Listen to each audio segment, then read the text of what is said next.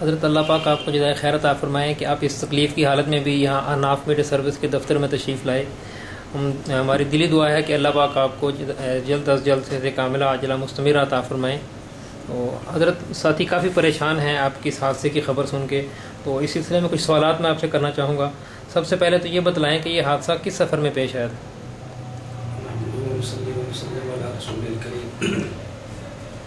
15 مارچ بروز اتوار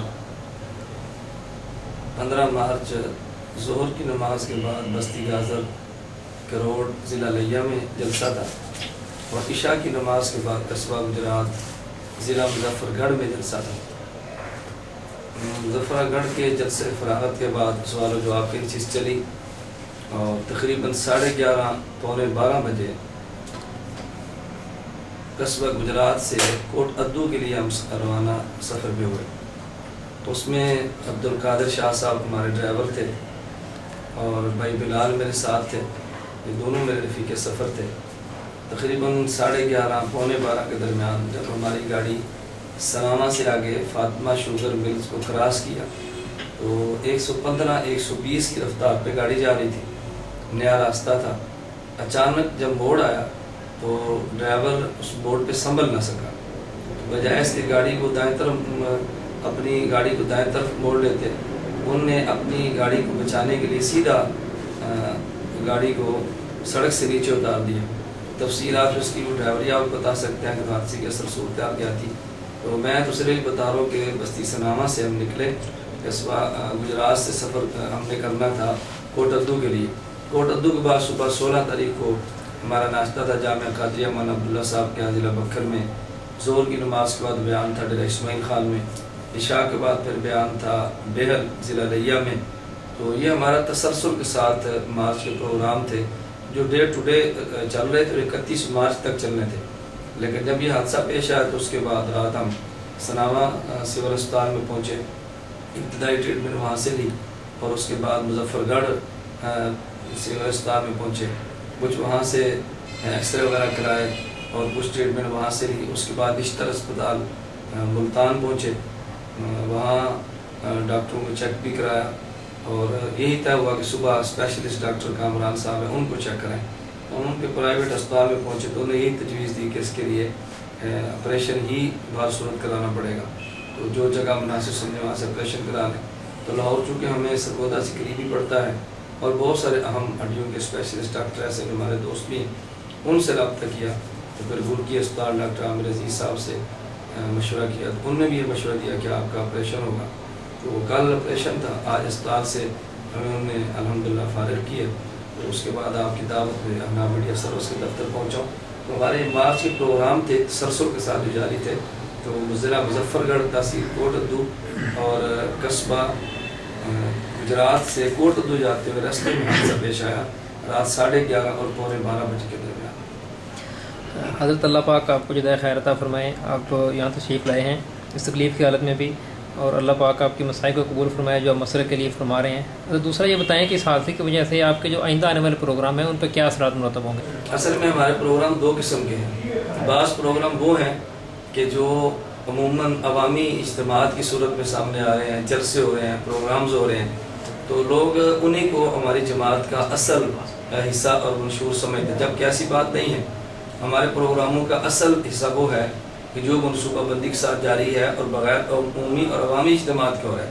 تو یہ ٹھیک ہے کہ مجھے 2 ماہ کے لیے ڈاکٹروں نے یعنی آرام کرنے کا مشورہ دیا ہے، اور بعض زخم ایسے ہیں جس کی وجہ سے چلنا مشکل ہوگا، لیکن انشاءاللہ اس کے باوجود ہمارے مخصوص علماء کنونشن، مخصوص تربیتی اجتماعات، جیسے ہمارا 1 اپریل مرکز اہل سنت والجماعت سرگودا صبح 10 تا عصر پورے ملک بھر کے اتحاد اہل سنت والجماعت کے کارکنوں کا پروگرام ہوگا، اور انشاءاللہ 2 اپریل جمعہ کے دن ہمارے فارغ التحصیل متخصصین علماء کا طویل اجلاس ہوگا، وہ بھی جاری رہے گا.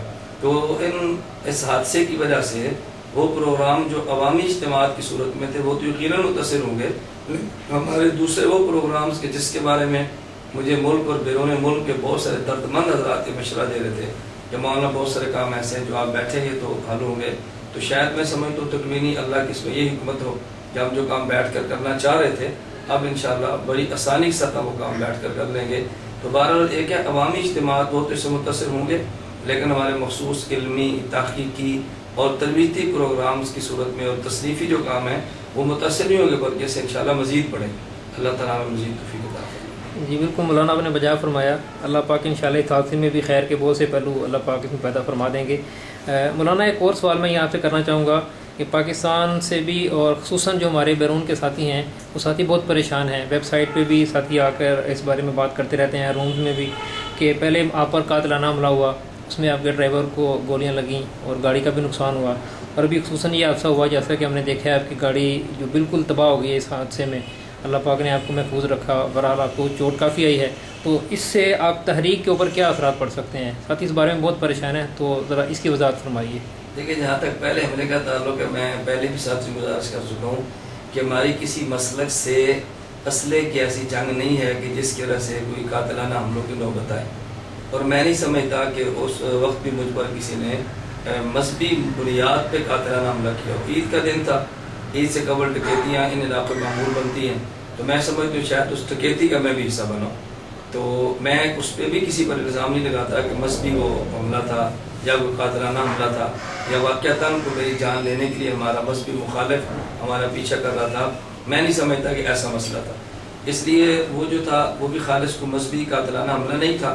اور ہمارے الحمدللہ ملک میں ہم نے پوری کوشش کیا کہ ایسی علمی اور انداز میں اپنا تحریک کو جاری رکھیں کہ قتل و غارت کی نوبت نہ آئے، تشدد کی نوبت نہ آئے، اور ایک دوسرے کے ساتھ اپنے معاملات کو علمی سطح پہ چلائیں تو زیادہ مناسب ہوگا. جہاں تک یہ معاملہ ہے ابھی اس حادثے کا، تو میں اپنے پاکستان اور بیرون ملک تمام احباب کو پیغام دینا چاہوں گا کہ آپ اس سلسلے سے بالکل متفکر اور پریشان نہ ہوں.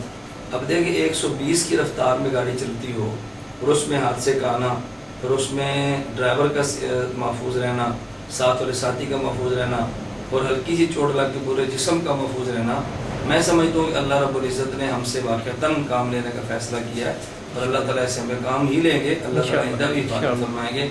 اور اس میں پاکستان اور پاکستان سے بیرون واقعتاً بہت سارے درد مند ایسے حضرات اور خواتین موجود ہیں کہ جن کی تسلسل کے ساتھ دعائیں ہمارے ساتھ رہتی ہیں، اور ان کی دعاؤں کے نتیجے میں اللہ پاک نے محفوظ رکھا ہے، اللہ آئندہ بھی محفوظ رکھے گا. یہ حادثے آتے رہتے ہیں، تاریخوں میں سے بڑے حادثے بھی آتے ہیں. پہلے گاڑی نہیں تھی، ہم نے تب بھی کام کیا. اللہ پاک نے گاڑی دی ہے، تب بھی کام کیا. اگر یہ گاڑی ہماری اس حادثے میں ختم ہوئی ہے، اللہ اس سے بہتر گاڑی عطا فرمائیں گے. ہمارا گاڑیوں کی وجہ سے نہ کام چلا ہے، نہ گاڑیوں کی بنیاد پہ کام ختم ہوگا. اور اس حادثے میں بھی اللہ پاک نے کتنی خیریں رکھی ہیں، کتنے اللہ پاک نے خیر کے پہلو رکھے ہیں، یہ خدا ہی بہتر جانتے ہیں. فعل الحکیم لا یخلو عن الحکمہ. تو اس حادثے کی وجہ سے باقی احباب کا مجھے نہیں پتا. میں سمجھتا ہوں کہ اللہ گواہ ہے کہ میرا حوصلہ اس سے مزید بلند ہوا ہے، اور میں ایک نئے عزم کے ساتھ کام کرنے کا ارادہ لے کر میدان میں اتروں. اور انشاءاللہ آپ محسوس کریں گے کہ اس حادثے نے ہماری کمر کو توڑا نہیں ہے، بلکہ دشمن کے حوصلے پست کیے. کہ اس حادثے کے باوجود بھی نہ ہمارے عزم میں کمی ہے، نہ پروگرام میں کمی ہے، نہ تحریک میں کمی ہے. 2 مہینے کا بیڈ ریسٹ ہے وہ بھی کریں گے، اس کے بعد انشاءاللہ پھر تحریک شروع کریں گے. تو میں اپنے وہ تمام احباب اور تمام مخلصین، وہ حضرات اور خواتین جو ملک اور بیرون ملک ہم سے وابستہ ہیں، ان سے گزارش کروں گا کہ آپ دعا بھی فرمائیں کہ میرے ساتھ پوری جو ٹیم کام کرنے والی ہے اللہ تمام کی حفاظت فرمائے، اور ان کے بس میں ہو ہمارے ساتھ مالی تعاون بھی کریں. ہمیں لمحہ بلمحہ آپ حضرات کی دعاؤں کی بھی ضرورت ہے، مالی تعاون کی ضرورت ہے، اخلاقی مدد کی بھی ضرورت ہے. تو انشاءاللہ اس حادثے سے کام کم نہیں ہوگا، بلکہ انشاءاللہ کام بڑھے گا. اللہ تعالیٰ مجھ سے بھی، اللہ آپ سے بھی مسلک کا دن رات کام لے، اللہ اخلاص کے ساتھ کام لے.